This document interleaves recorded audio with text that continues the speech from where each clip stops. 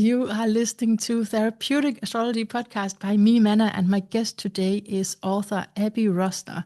Or, in fact, in her own words, she is a writer and a baby boomer covering how the current psychedelic renaissance is transforming the ways we approach aging. And she does that in the book Psychedelics and the Counterculture of Aging. Welcome, Abbie. Thank you, Mana. It's so great to be here. Yeah. So I have so many questions for you, as you know. And I read your wonderful book and such a rare theme. And I think the most obvious place to start is to ask you, what are the special challenges that aging baby boomers or boomers have in riding the psychedelic waves? Why this age group? Well, that's a great question. And I can speak as a representative of the baby boomers. The baby boomer generation is, at least in the United States, it's considered from 1946. People were born between 1946 and 1964. Okay. So I was born in 1958, so I'm kind of on the tail end of the baby boomers. Hmm. But we're very much, when we look at the generations that preceded us, there was a kind of a pretty radical shift in the way that we entered the world, and certainly the way that we came of age. We came of age in the 60s and 70s. We had the first counterculture. So it was really about, rejecting the values and the beliefs of the generation that came behind us. It was against the war, and it was about love and expanded consciousness was very much a part of that. Smoking pot and dropping acid. These were all really parts of our youthful counterculture. And so basically we created a new culture of youth. And it was a really radical rejection of the past.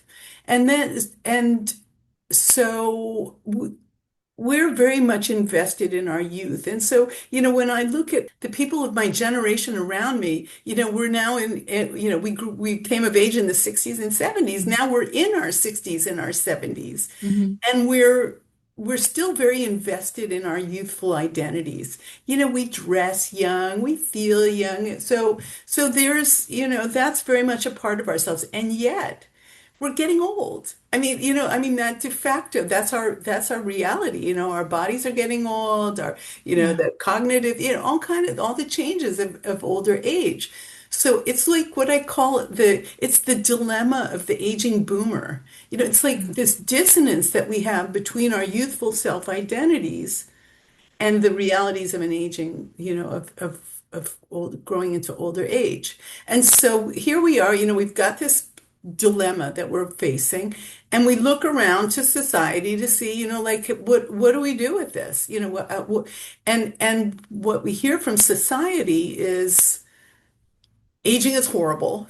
It's a Yeah. terrible thing. It's a disaster. Don't age. Anti-aging this cream and this, everything anti-aging. Mm. And, aging is a time of decline and decrepitude and irrelevance. Go away. We don't want to hear from you or see you. Go away. Like, I mentioned my father lives in an independent living. Go to that place and let's not hear or see from you again. So my generation is going, well, that doesn't, like that doesn't fit. It doesn't sit right with us. And Plus, so plus, Abby, would you say that there is something about you being young for a longer time than the older generation who were worn out and could not do the abs things that people who are now absolutely. retired, many people can do a lot of things in an later Absolutely. And age. Yeah. and and the expectations of the previous generations were that you retire, you go, you rest. It's a time to, rest and go play golf or be with grandchildren, whatever. But it wasn't, the expectations weren't that, this is going to be a new vibrant chapter of your life. And Mm. so the older boomers are trying to figure this out. Now it's, to zoom out to a larger cultural context, older age throughout history and in cultures around the world, it's a time of spiritual deepening, a time where your wisdom is appreciated, given to the community. It's a time where older people are respected and are honored and and give back in their wisdom to the community. Mm. So we don't have that. We don't have that in our culture. And so what I'm seeing now is the grassroots emergence of a what I call a conscious aging movement or a conscious elderhood movement, where we're recognizing older age as a time of spiritual growth, of Yeah. healing, taking care of your business, taking care of the things that you want to resolve before you die. Yeah. And and um, so there's that serious work, but there's also what I'm finding is that it's also a time of joy, of connection, of intimacy, of community. All of these things can be experienced in this, if we expand our or our understanding about what elderhood means. Mm. And so in comes psychedelics. Yeah. So, the secret sauce. Yeah. So we've got the boomers and well, let me go back and I want to tell my story because my Yes. story I think is indicative of of a larger trend. So I grew up in the 1970s in Washington, D.C., and I went to public schools and we did a lot of drugs. We smoked pot, we dropped acid, we did all those things. Mm. And, it was a crazy time. I don't know. I'm amazed I survived it, but I did. And, and then when I was in my 20s, I got married and I had children and and I put the chapter with the drugs ended. You stopped all of that. I stopped all of it and for about 30 years. Mm. And then when I was in my 50s and I was getting divorced and my children were grown and I made a new friend and she had pot. And I hadn't smoked pot for decades. And it was very different than it had been in the past. And Because this time you had the experience. exactly. This time I had a lot of maturity. I had done probably 1,000 hours of therapy. Ah, I also had a long time meditation practice. So I was very seriously, working on evolving my consciousness. mhm. And with Buddhist philosophy basically, but really in working on my relationship with what was going on inside my head. And so when I engaged with to me cannabis is a sacred medicine. It's all in how the intention. So when I engaged with it with respect and reverence, I had these beautiful experiences. It really allowed me to look at my situation through a very different lens, and it was just beautiful. And so I had to reinvent myself at that point. I was starting a new life. I moved to a new city, and I said, let me write. And I've always been a writer, and so I thought, well, let me, I can't be the only old boomer who's rediscovering, a new Yeah. relationship with the drugs of our youth. Because I knew I wasn't the only one that, stopped drugs for all those years. Mhm. So I started to write about that. And I wrote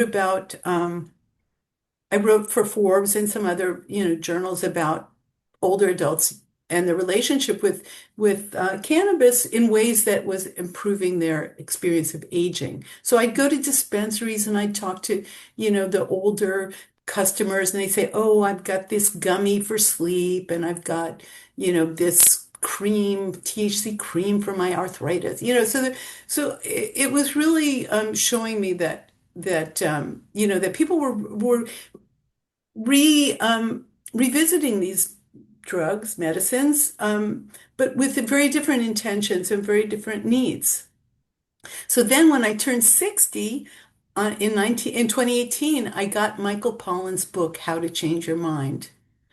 And that was really it was really a pivotal moment for me because I read in that book about the studies with cancer patients, the terminally ill who got psilocybin therapy for their existential angst, the depression, the anxiety that they were going to die, and so they had this therapy, and then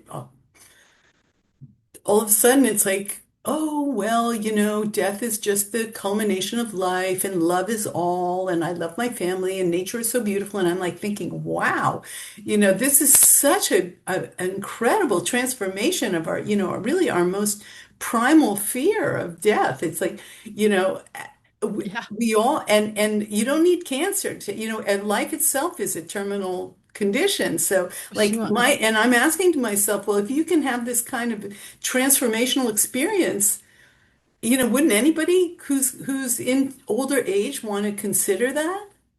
And so Yeah, that's really what made me want to write my book. It was to really, explore that for my generation of boomers who are, trying to figure out what, how to deal with older life.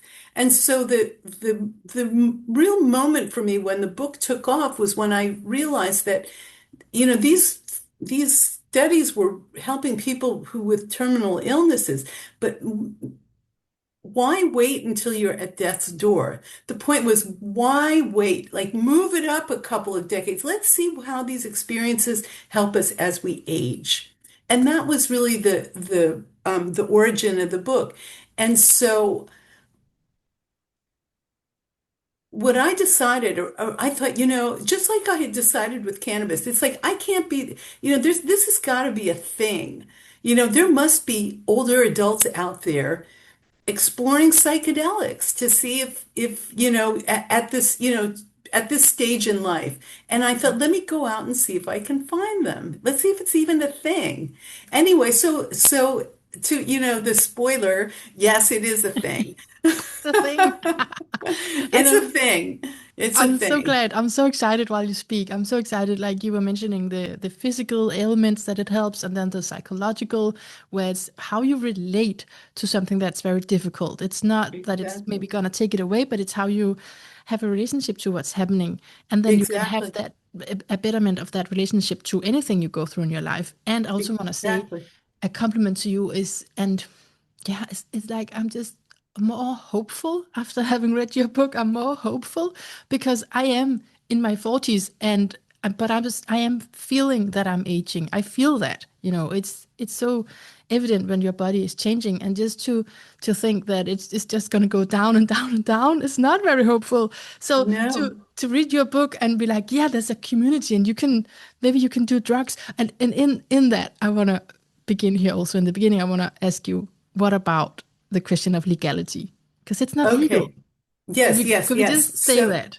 right, right. Absolutely. I mean, this is a huge issue. Um, this is the legacy of the war on drugs that we have, in the United States, this horrible, horrible thing. I mean, sometimes I think, how can anybody make a mushroom illegal or a plant? It's like it's absurd. Yeah. But yet here we are. So the Mm. what I want to say is that I'm finding that older adults are very resourceful. So they're finding whatever suits their comfort level and their abilities to finance and experience, they're finding the ways. So some people are finding experiences in the underground. They go, okay, well, I'm willing to take the risk and find a facilitator or find a ceremony, find a psychedelic church, and this is the beautiful thing about these experiences in an older age is that we're responsible about making our risk benefit assessments. We're not like teenagers or people that are, we don't have the good sense. We know we can make our decisions with enough responsibility. So people are Mm. deciding maybe they want to go into the underground. Mm. When I first wanted to have a mushroom experience, I didn't know where to find mushrooms. I had no idea. I That's grew how I my feel. It's like, I where should grew I my look? own. I grew my own. Okay. I found a course online. It was very easy. I grew my own mushroom. Now, it's not that I recommend that for people because I really think that, particularly if you're coming new to this, you really should do these kind of experiences with the support of a trained facilitator Okay. and not by yourself. We can talk a little bit more about safety, Mm, later, but definitely, it's good to work with somebody that is going to make sure that you have a safe and secure experience. So the beautiful thing, that's happening right now in the United States is that there are two states, Oregon and Colorado, where they've not only legalized psilocybin, but they offer facilities and services where you can go, a place that you can go, and you can have a facilitated psilocybin experience with a licensed and trained facilitator with lab tested mushrooms, with preparation, the nice. actual journey and integration afterwards, all completely legal and so that's possible in both of those states. And they Mm, also, and it's not cheap. It's cost, it can be pricey, but pretty much all of these services offer sliding scales because they don't want to turn people away because they can't afford it. So, mm, so this is, I think that, what's going to be happening in more and more future. states. Yeah. Mm, So, okay. there's a recognition, a growing recognition that these experiences are certainly that they're beneficial. We're seeing in the mainstream medical world, we're seeing these medicines, moving towards FDA approval for mental health issues, for depression, for PTSD. So that, the stigma is really abating around, and just the perceptions, the public perceptions are changing. Mm, So I think that's really going to help older adults that don't want to break the law. There are a lot of people that are like, I don't want to break the law. I don't want to do anything that's illegal, and I don't want to yeah. do anything that's not regulated. I want it to be safe. I want it to be, above ground, and so these are emerging opportunities for that. Okay. Okay. I like that answer. And again, it's hopeful because It things are is hopeful. changing. It is And hopeful. And I'm happy that you felt, I feel hopeful, yeah, and we know that in these times you take hope where you can find it. yeah, absolutely. Yeah, absolutely. And yeah, the whole thing where you have much more maturity, you think more about it, about the consequences, and you've done your inner work, and then to think, oh, maybe I could have an older age of fun and and spiritual And connection that I spiritual growth. And yeah. I just want to clarify here that, when I talked I interviewed 36 older adults for my Yeah. book about their psychedelic journeys. And I want to say that, there was fun and good times, but there was a lot of hard work, a lot Mm, of, confronting your issues and mm, dealing with them and pain and grief. A lot of people have, by the time you get to be in your 60s and 70s, you've had a lot of losses, yeah. disappointments, heartbreak, and for many people, it's really, really hard to express their grief.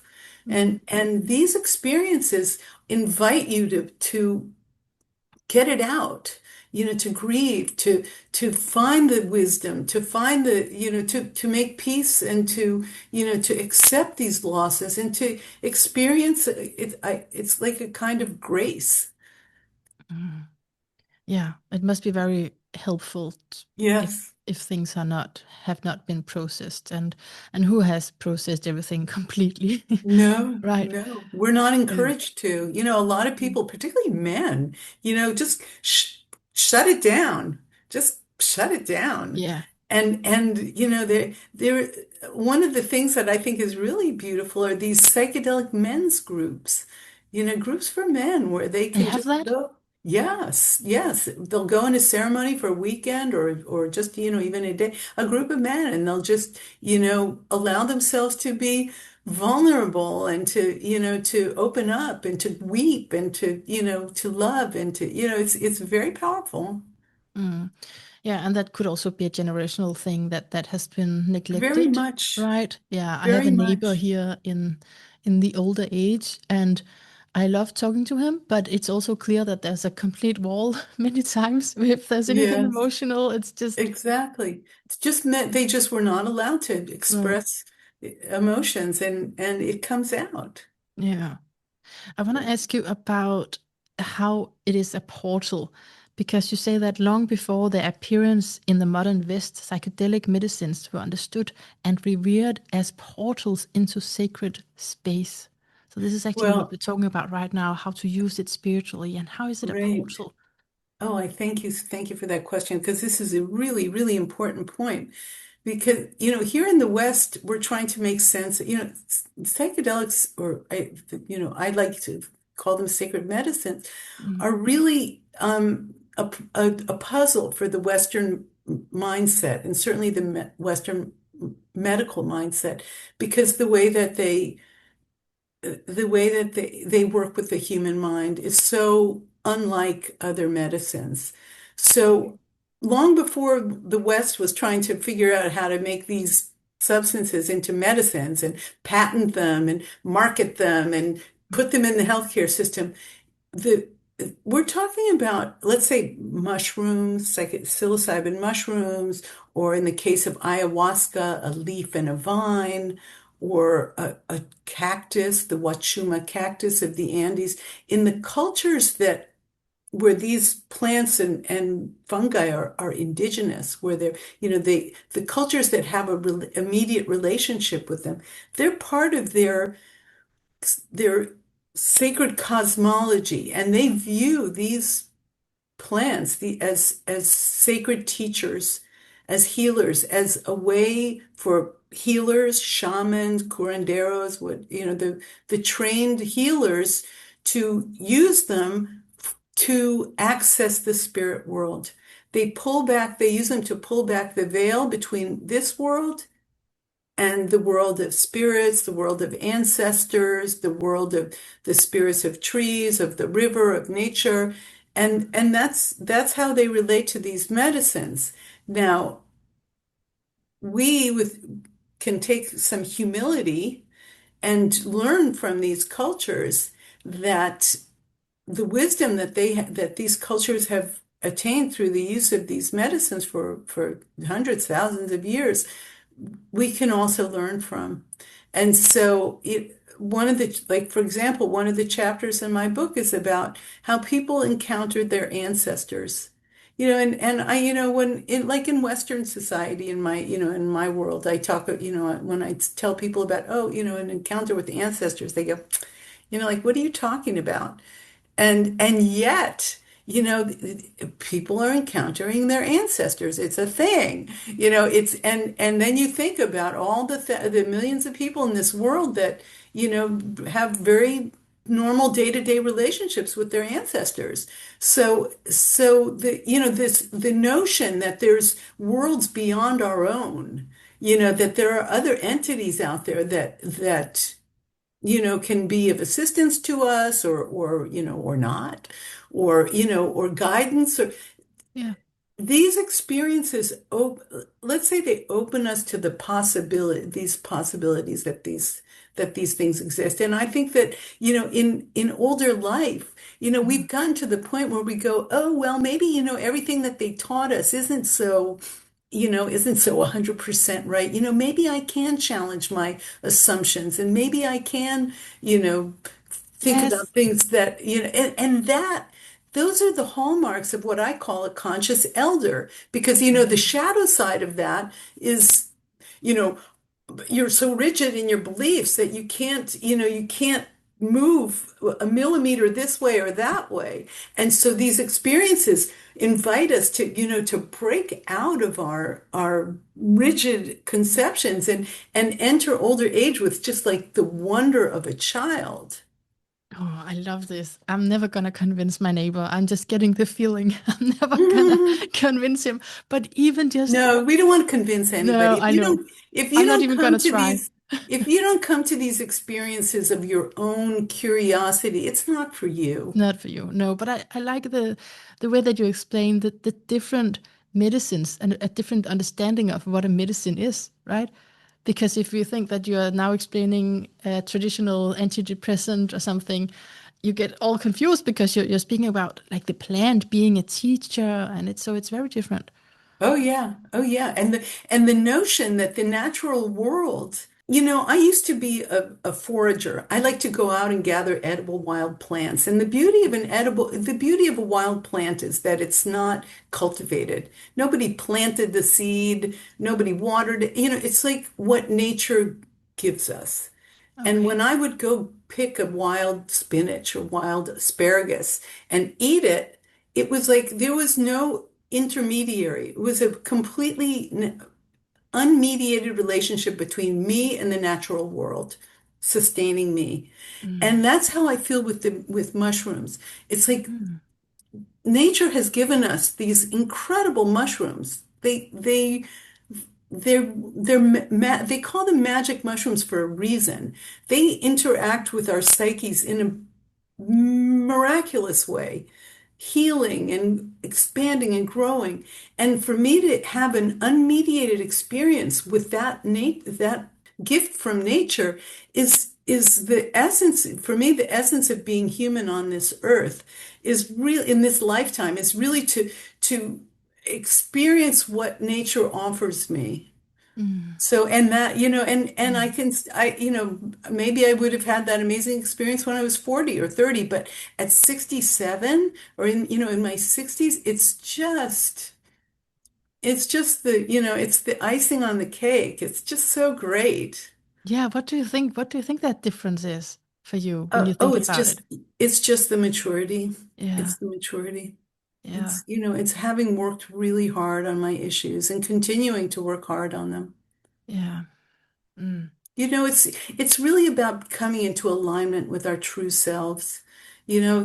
So much of our adult lives, we're doing things for other people, and we're doing things because we're responsible, and we're doing things because society has told us, and we bury, the parts of ourselves that really want to be seen and to be heard. And then when you Yeah. get to be in your 60s and you're finished with your work and you're finished with raising your children, and you're finished with all those things, and you're like, okay, now what? And it's Mm. like, okay, well, now it's time for, let me do some of this work of finding You, who I really am. yeah, yeah, exactly. And you say that we boomers are sleeping giants, Exactly. just beginning to wake up to our collective power. Exactly. I feel that's very strong. You know, you, we're in it's a terrible time in this country. I mean, we are really, the forces of hatred and darkness are really, roaring right now. And when I go to demonstrations, or it's all the gray-haired people. Our generation. We're the activists, and we just went to sleep all these Mm. decades. And I'm really hoping that we're going to rise up. I Our, saw that Jane Fonda is back. yeah, Jane Fonda, it's like a lot they're isolated voices. What it really needs to become is a movement. And Yeah. that's my hope. And Mm. I'm putting my voice out there to, it has to be an aggregate. It has to, there has to be this collection of, the moment and the spark and all that. So I'm putting my voice out there and hoping that, it'll be joined by others. Mm. Yeah, and so I want to return to the subject of community because I know that's Yes. very big in you. Yes. I'm just gonna look at my notes here. Oh, do, do, do, do. I have so many good quotes from you. But I think it is actually what you're talking about, where you say many older adults grew up in environments where expressing love was more restricted. Now, that is actually a little bit of a new point because we're talking about repressing emotions, but this is Mhm. also about opening up for love. Right, right. I talked to several of the people that I interviewed described having very traumatic childhoods. They Yeah. grew up in homes that they described as dysfunctional.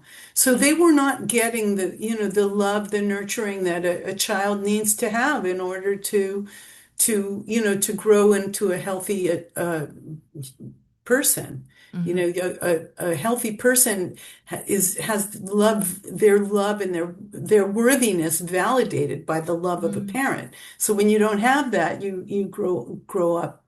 And also, many older generations did not express love like No, that. they'd Maybe be not. right. We It don't just say it. wasn't. It Maybe they just were wasn't really, a thing. they could be really warm and loving. Actually, they could be, but they don't. It's not a tradition to say it, right?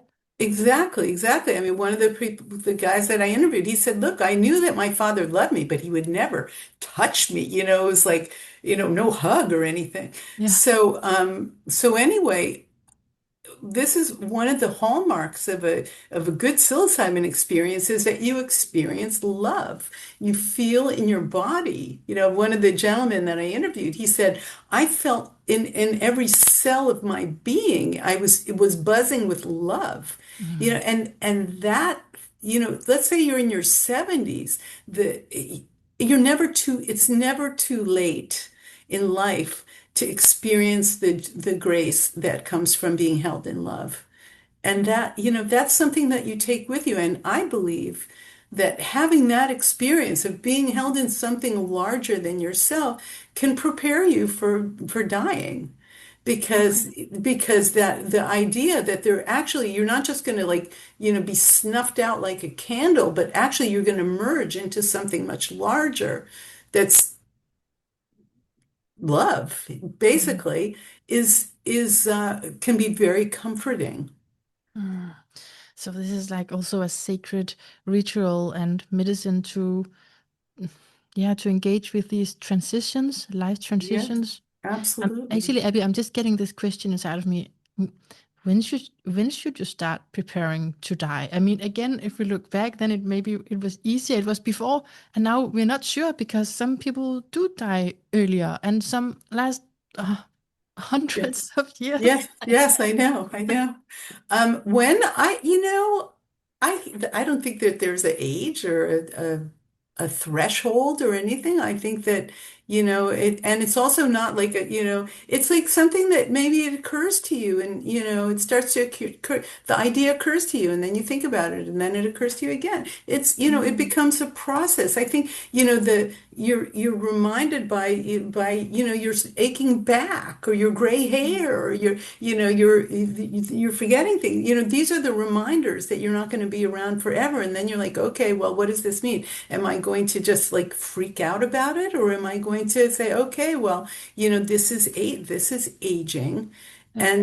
And this brings me to what I was talking about earlier, which is conscious aging, where you're not and what you mentioned earlier, it's not like you're pretending that this isn't going to happen. That you just like this isn't I don't want to acknowledge it. You acknowledge, yes, life has a trajectory. The body is, meant to live for so and so years, and at a certain point, it starts. There are changes in the body, and so how am I going to, what's going to be my relationship with it? I'm going to, do what I can to stay strong and flexible. I'll eat right. But I'm not going to fight what's. Mm, It's like it doesn't become a fight. You're just, you engage with what is and then use the time to in the ways that you think are going to be the most uh, nourishing for you. mm. So if some people are listening to this and thinking, I'm just gonna be with my grandkids, you You know? know, so let me say, as a grandmother, Yeah.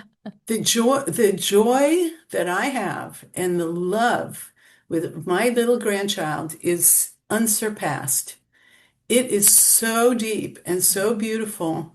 And Mm. I take this little boy out down to the creek, and we look at the gorgeous nature we play with the leaves and we look at the ants and all of that presence that I can bring, I'm sure has to do with my engagement with plant medicine. Oh, because you're more present. Yes, Mm, absolutely. mm, And that's when you're aware that you're going to die, when you're aware that your existence on this earth is limited, it invites you to be present. because you're not just like walking along in a dream thinking, life is going to go on forever. It's not going to go on forever. Mm. So these moments now with your grandchild or with your out in nature or with your aches and pains or whatever, it's now, it's Yeah. present. So that's where you want to be. And that's, Mm. again, that's conscious elderhood. It's being conscious and being present. Yeah, it's beautiful and it's so important. And so I want to go to the topic of community, and I'm just from memory thinking of something you wrote in the book where maybe there was just one or two older people, and then they were kind of, oh, someone younger was saying, "Oh, we're so glad that you're here." Do Right, you right. want to share that? Do you Yeah. remember that place in the book? Yes, yes, I Yeah. remember that was what was his name? Ignacio. Ignacio, he's a wonderful story. He went to an ayahuasca retreat and he was one of two older adults. The thing about doing psychedelics, many people do psychedelics in ceremony. That means in groups. So there's a facilitator, maybe a shaman or a therapist or a facilitator who leads it, but there's a group of people, and oftentimes these groups are multi-generational. So there can be people in their 20s, 30s, 40s, 60s, 70s, and they all go, everybody, has the medicine, they have their experience, and it creates a beautiful bonding. Everybody becomes very vulnerable. They share their pain, they share their joy, they share their insights. They support each other. Everybody loves each other because your heart is being opened by the Mm. medicines. And so you feel a lot of love and compassion for each other in the circle. And I've seen this, multiple times. So everybody, after when the ceremony's over and everybody goes home, then, you might connect here and there, and send messages to each other on a chat group. But to me, that community, the opportunity to create a community was kind of lost when everybody went back. So I have this idea that I want to create what I call elder vision circles, which are communities of, let's say, I used to say older adults, but now I think it should be multi-generational. But communities, you take a group of 8 to 10 people and you give them a curriculum of study. So they read together books about conscious aging, about sacred medicines, about sacred reciprocity, the idea that when we get the benefits of these medicines, that we have to also give back to our communities. So, the reading, discussion, that they'd also practice some kind of mindfulness meditation together. They Mm. would do community service together, some kind of activism or giving back to the community, and they would journey together every 6 months or whatever, however often they decide. And then they can, after they're journeying together, they meet to integrate together to talk about, what they all went through. And then they Mm. continue to study together and they continue to do. So this would be a like, it's almost like the scouts, like so it's a framework, a format that would create communities of people who are engaged with each other so that they Mm. can support each other as as older people age, they're going to need help getting, all kind of help. And Yeah. so they can help each other in these communities. So that's to me the opportunity of community with, that opening your heart to with psychedelics creates an invitation for that kind of community. I love that. So it's the multi-generational, and in a way, we may be speaking about two things at the same time because, so in that example, I'm not sure in his story there, I'm not sure if the people who were saying, "Oh, we're happy that you're here," it was in a way like, "Oh, it's not usually older people are not here." Right, Yeah. right, right. Yeah, yeah. In that case, absolutely. Yeah, ayahuasca particularly attracts younger people. Oh. Ayahuasca involves purging and a lot of times, going to South America. These aren't experiences that a lot of older adults are interested in or attracted to. I think probably for older adults, the most accessible of the medicines is psilocybin mushrooms. It's the Okay. Yeah. easiest on the body, but maybe let me just say a little bit about safety because I want to, make Yeah. sure that any older adult listening to this conversation doesn't say, "Oh, okay, well, I'm going to go out and find some mushrooms." Yeah. There is a process of education that you have to go as soon as you're even thinking about exploring a psychedelic experience. That's really when the journey starts, and it's a journey of learning and of inquiry. So first, you really need to learn about what these medicines are. Do a lot of reading, a lot of you know fact finding. Then you need to have your own physical and mental condition evaluated to make sure that it's even appropriate for you to do this kind of work. Ask your healthcare provider, ask whoever you trust that understands these medicines and how they work. Is it going to be compatible with the medications that I take? Is it compatible with my heart condition? There are medicines that are not appropriate for these things. There are psychedelic medicines that are contraindicated. So you really have to do a lot of due diligence. And that, thankfully, this is what older adults have the capacity to do. They're To not just study. going to, gulp something down and Yeah. hope for the best. So, so anyway, so there is a lot of Safety. education Yeah. and screening risk evaluation that you need to do. And then, Yeah. you can make your own judgment, but there is a process of learning and assessing your risk so you can Sure. understand exactly what you're going into. Sure. Yes. Good. Good that we have that point in there. And then just from that scene, I guess it just moved me because I I can understand the awkward situation of being older, and I can understand also the younger perspective of thinking, okay, he's old and he's still here. And where we want to get to is that really, like you're talking about with your community vision and multi-generational groups, communities, is that we really appreciate each other's differences, right? And different places in life, rather than just saying, oh, why is this old person here? I But like, I agree with you. wonderful, I agree with you. appreciating it. Yeah, totally. I've been in ceremony with young women who I see they were crying, they're suffering. So, so much self-criticism and doubt. And I could take the position of like the crone, Mm, the archetypal grandmother and mm, say to this young woman, sweetheart, you're a goddess. You just need to see your beauty. And I can hold her and comfort her in ways that her mother or could never do. So there is that. This is what mm. the wise elder can give. Yeah, yeah. And then this vision that you have is yeah, can you say some more about that? Because I'm hearing that support from different age groups to different age groups.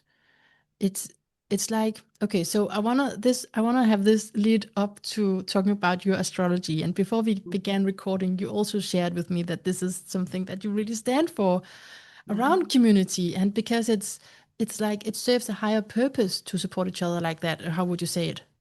Right. Oh, well, absolutely. I think that one of the big takeaways for so many people when they have a psychedelic experience, particularly in ceremony or in group, is how much we're all interconnected, how much we're Mm, connected, and we're connected by love. And these are not foreign concepts. This is the religions of the world have told us this: love, love, love. It's not, it's a theme. It's not that some people don't have horrible experiences where they don't experience love, or this isn't. It's not just like, I'm going to take this and I'm going to experience love. It doesn't always happen that way. But the illness of Western society is that we're all focused on ourselves. It's our own healing and it's our own, experience and our own angst. And we lose sight of the fact that we're communal beings and that we can support each other and care for each other And that I think is where really probably where, one of the places that gives me hope the most is the reawakening to that realization that we are interconnected and that we have a responsibility for each other. And I think that we look at the time of AI now and the time where everybody's in their phone and it's this time of alienation and isolation. This is the antidote to that, and Hmm. it comes from the earth. Yeah. So there's that naturalness of being Mhm. interconnected. And yeah, I like that point that you're saying, okay, maybe it's not like I take this drug and then I experience all love. You can't be sure that that's going to happen. No, not So at all. it could be like a really hard therapy session you get. And then you're healing that in community. Then you're helped by other people Right, who are there. right, right, right. And a lot of times, after the I mean, I had an experience where I was just, I cried. I cried and grieved for hours. And then, Mm, all of a sudden, the grief just morphed into joy. It morphed into, rapture. And I just like understood, of course, grief and joy, they're in the same breath. It's the human experience. You feel, you ache, you love, it's all there. And to deny the grief is to live a meager life. yeah. It's just part of it all. Don't, be present with it, grieve, sob, because, then afterwards it's going to morph into this incredible joy. So, and Mm, then the joy will turn into something else. This is this is and just to be present for it all. mm, Don't hold back. that sounds good. And it sounds good to have someone to remind you of that. Yeah. If you're going through grief and you think I'm never gonna get up. No, no. So yeah. You can. Just be it, feel it, experience Mm. the grief. Don't hold back. And in the end, the clouds will part. Did you, just out of curiosity, did you stop the therapy sessions and then change into psychedelics? Oh, I went through therapy for years and years and years. And then I guess by the time I started psychedelics, I've kind of reached a point where I wasn't doing therapy anymore. Yeah. Hmm. Okay. Okay. But it was essential to my growth. I mean, like anyone else, I had my own traumas and my own issues I had to work Hmm. through. Hmm. Okay. Good to know that there can be Mm, a process like mm. that. Yeah, So, Abby, I'm looking at your birth chart. I'm a And Leo. you are a Leo. Yes, you are. And the funky thing about that is that you are a Leo in the 11th house. And so even that, there's actually one more signature of what I'm going to say. So it's very underscored in your chart is this synthesis of the Leo, passion, and also the Aquarius group oriented Oh, sense of I mean, like when, yeah, I was going to say sense of who you are, but it seems weird, right? But it's like who you are needs to have a group, and you find yourself more through a group, but then you have to find the right group. That's like a major life theme with a chart like this, yeah. is to find the correct group for you, so that it's not just blind or automatic. Yeah, so I was actually, when I looked at this chart, I was looking for something to indicate the drugs part of it, and I can see that. I can actually see that, for example, Mercury in the 12th house, I could see like a tendency to wanting to go into another world, like the release of something that has been very tense, and to let that go. But what stood out more to me was actually the community part. Well, Interesting, right? I would say that my entire life has been a search for my tribe. Oh, mm, And I'm finally at 67, I am finding my tribe. ah, I mean, yeah. you're bringing tears to my eyes. This has been the defining theme of my life. Mm. And how did you find it? I mean, where did you find It's it? because the people that gravitate to psychedelics are what we call seekers. It's Mm, like I have always been a seeker my entire life. I've been interested in the nature of consciousness. I've been asking the bigger questions, and I was never really around people that understood that or could relate to that. And I was always, it was a kind of a lonely existence. And Mm. finally, what I'm finding now is that the people who gravitate to psychedelics are that they're deeper, they're more open-minded, they're not unconventional. They don't just swallow the Kool-Aid. They're willing Mm. to like think outside of the box. And that's my place. That's my happy place. That's where I am. And I'm finally now, all over the world. I mean, here in Denmark, I'm finding, the people that can understand what I'm talking about, Yes. and really engage with me. And I feel like this is, it's rooted in this community is where I can really thrive. Yes, right. Like be who you are and also influence the group. It's like a both ways thing. It's Yeah, like better for you and it's helping yeah, other people, right. contributing really to that. Yeah, beautiful. Oh, that's so interesting. Um, yeah. Anything else you want to know about your chart? Any question? Oh, Any I question you don't want to? know. I It's can't such a think of big it. thing to look at like Yeah. your whole life, right? Well, that was a gift what you gave me. I Okay, mean, that was good. a beautiful, beautiful gift. I've had my chart looked at in various ways, but it's never, jumped out at me like that. Mm, good. So, oh, well, one thing, I'll tell you, I had a psilocybin journey early on where I had this vision of a branch and there was a little bird on the branch and it was going peep, peep, peep. It was, it was, and I realized that was me. It was like I had something to say and Yes. I wanted to say something. And I also then I had a Wachuma journey. And in the journey, I was seeing out of the eyes of an omniscient bird. It was like a hawk. Mm, I was seeing out of its eyes because I saw its beak. And I knew that this bird it knew all. It was a bird that knew all.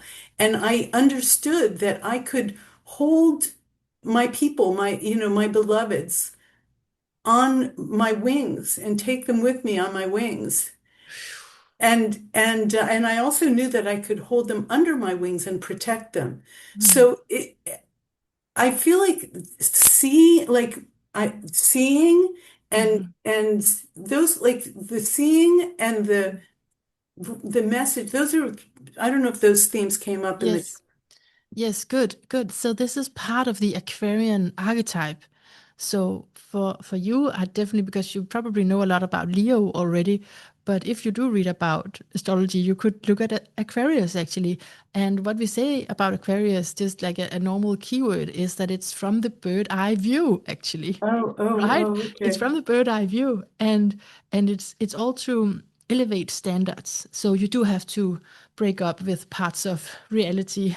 You do have to go against a lot of culture to get that higher vision. Vision is a big part of Vision. Aquarius. Yeah. Yes. So I feel like you're really speaking from your true, authentic self. This is what Right. Aquarius wants anyway, that we are Mm. all that and we can be that together.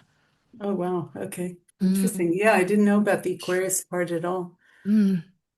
Yeah, yeah, that's with astrology. It's so infiltrated in each other. It's not just one thing. That would be so Right. easy, right? But it's like Right. it's a bit complex.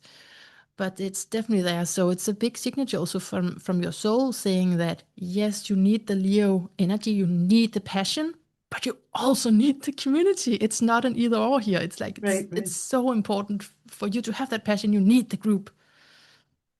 Yeah. Okay. Yeah. That's really great. Thank you. Thank you, Good, Mana, Abby. for that great perspective on Yeah. my journey. Yeah. Yeah, exactly. So, here in the end, what do you feel like leaving us with if you take a look back at what we've talked about? Is there anything that could be good to end with? Well, I worked on this book, writing this book I guess almost 5 years. It took a long time, and I wrote in the introduction again to to touch on the theme what we were just talking about. I felt like in the process of the book was really when I met my tribe, was Mm, really what connected me with my people. So mm, I feel like I've that this finishing this book is really a taking off point now for to take the message and spread it because it really is a message of love and connection and empowerment. mm, For people, for older adults that are, getting to this point in life and saying, there's something missing. I'm missing meaning. I mean, I'm missing purpose. That this is an avenue that they might want to consider to explore. And so that's what the book is for, is really to allow people to make a thoughtful consideration of a possibility of expanding their consciousness. So yeah, I and think, they get many this is, examples. yes, They get many and I examples gave, of journeys. right, Yeah, right. I gave many. So I think people will really understand, get a good feeling for, what to expect. I try not to, it's not sensational. It's not, amazing one, I mean, people had certainly amazing, wonderful experiences, but really to keep the expectations in the realm of the real. yeah. And but also, yeah, I think that these as we mentioned, these are terrible times right now. We're really, really, our society's in upheaval, and I cling to hope. I cling to connection and love and light. I cling to those things, to the natural world. These are the things that are, that are going to get us through these terrible times, helping each other, connecting with love. And so that's where my hope is. So I guess I really want to end, with a note of hope and love. Yeah, that is really beautiful and good. It's good to remember that it's sacred medicine. It's about the Absolutely. connection and not just get folks fixated on that it's an illegal drug and all of that. That's Right, part of right, it, but right. that's part of progression as well. That the laws are gonna, you know, progress into to legalizing it. Hopefully, Hopefully. yeah. Hopefully. And there are legal retreats in the Netherlands, in Jamaica, there are Mm, places you can go and there are retreat centers. Just do your homework. In the Netherlands, I know at least, there's the Beckley Retreat Center that you can have a facilitated psilocybin experience in a beautiful setting, completely legal and above ground with, trained facilitators, doctors on staff, so it is possible. mm, good. Okay, good to know. Thank you so much, Abbie Rosner, for sharing with us for this amazing book. And yeah, it was wonderful to engage with you on this topic. Thank you, Mana. It was a joy.